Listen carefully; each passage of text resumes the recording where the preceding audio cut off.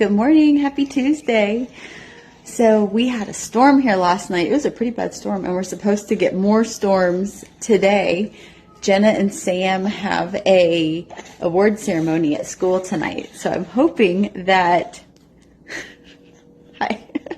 that we don't get in the middle of a very bad storm during the award ceremony. But anyway, my sister made it into town from Colorado last night at about like 10 o'clock, I think. And my dad is still here. My sister's a nurse, and so she's so helpful over there at with my mom, and just helping her with giving medication and just reassuring her. And I'm just so thankful that my sister was able to make it in time, and also that she's there to help my dad and help my mom.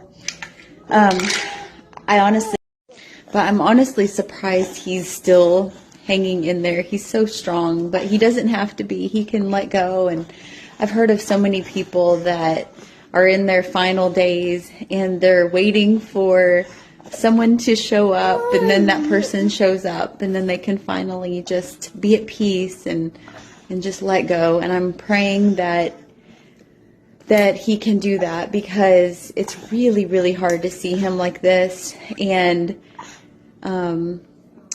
he can just let go, but he's still hanging in there, and it's absolutely heartbreaking to see him. I'm going to go over there when the little kids are taking a nap.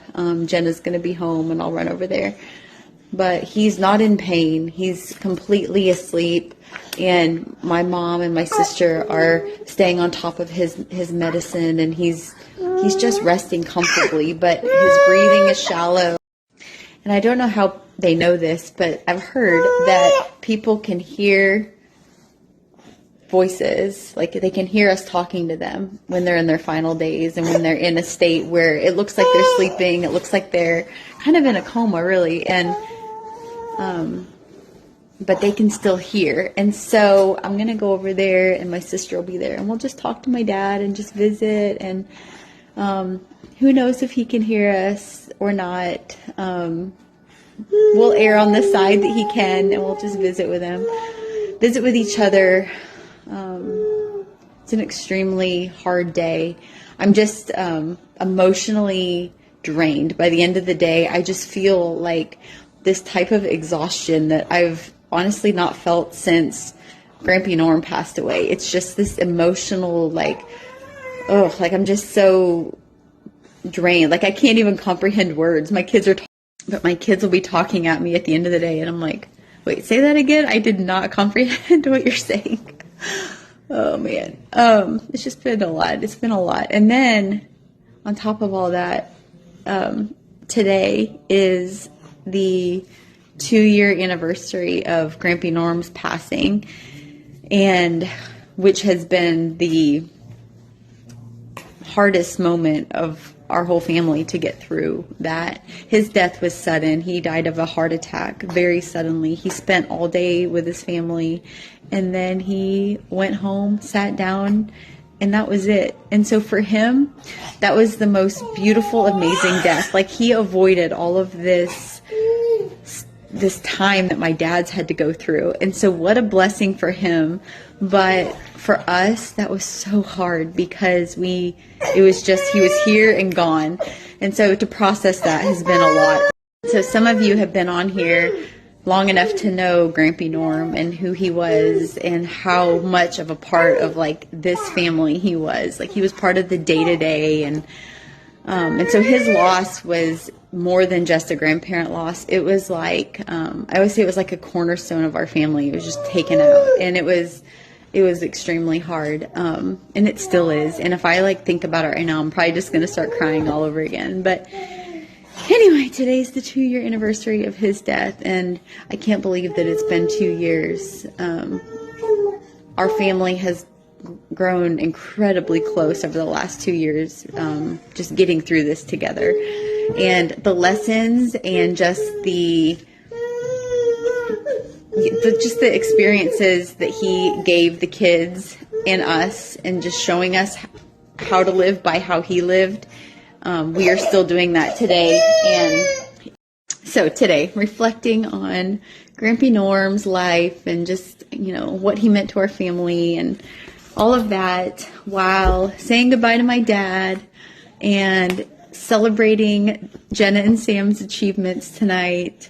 Just a lot. But God is still good. God is in control. Even in this, God has a plan.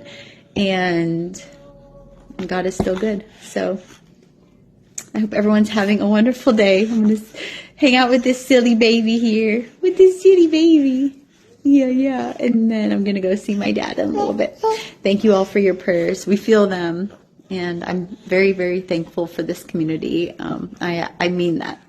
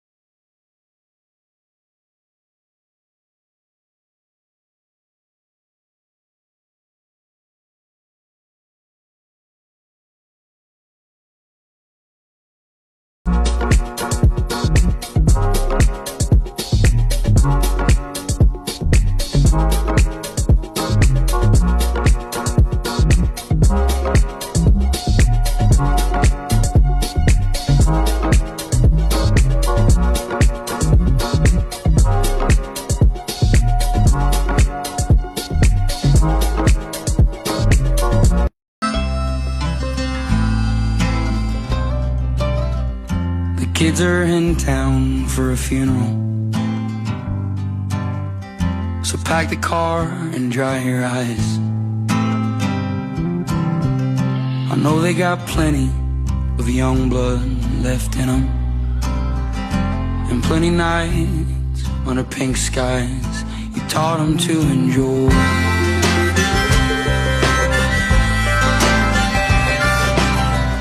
So clean the house, clear the drawers, mop the floors, stand tall like no one's ever been here before or at all.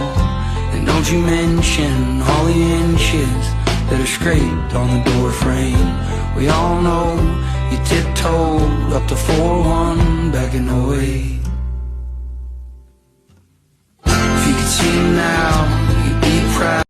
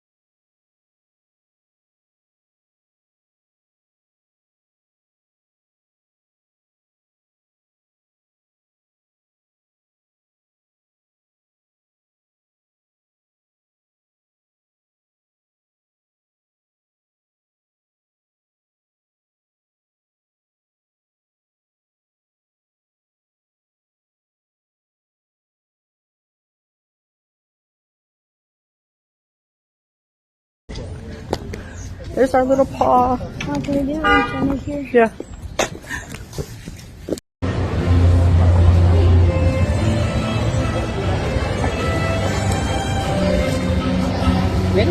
Jacob Oliva. Recipients of this award this year are Jenna Bradley,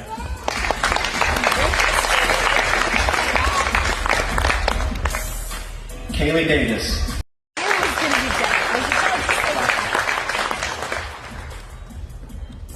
next we 8 of our seniors were selected. They had to do an interview process. So they were selected for the Baxter Regional Medical Center White Coat Program, an incredible opportunity to provide real-world exposure to the healthcare field.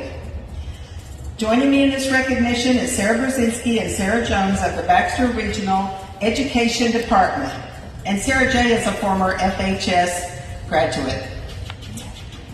Twice a week, these students met here at the school at 7:15 a.m. and we traveled to Baxter Hospital in Mountain Home to participate in hands-on learning experiences.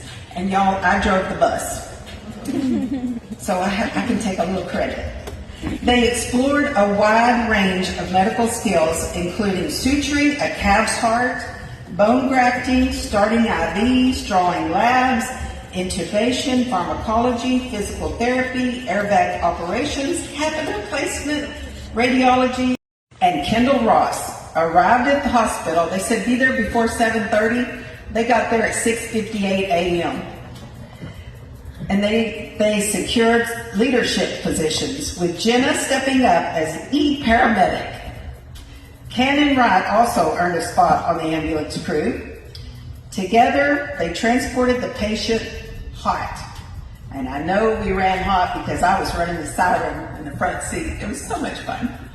So we went to the emergency department. While they were performing high quality CPR, the people in the back said that was some of the best CPR they'd ever seen in Jenna and Kendall and Cannon. They performed, they started IVs in an attempt to stabilize the patient. Our final awards for the night go to students who have maintained all A's and B's this year. The list of students is in alphabetical order, so please come down and get your medal when your name is called. Bradley, Samuel Bradley, Kaylin Brewer, Madison Brewer, Rylan Brown,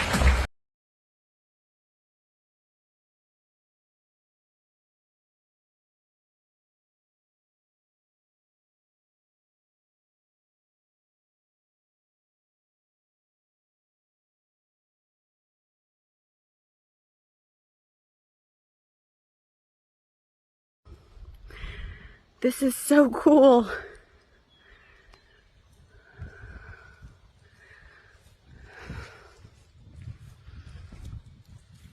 That's crazy. How beautiful is that?